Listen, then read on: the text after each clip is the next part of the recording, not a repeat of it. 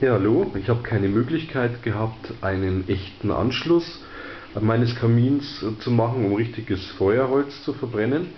Und deswegen musste ich mir was einfallen lassen. Ich habe mir gedacht, naja, ich möchte also nicht diese künstlichen Flammen haben, die es überall zu kaufen gibt, sondern ich möchte ein realistisches Feuerbild haben.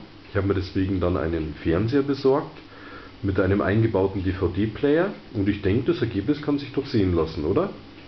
Vielleicht dient es ja als Anregung für euch, wer das gleiche Problem hat, keinen echten Anschluss machen zu können. Also, ich denke, es ist gelungen.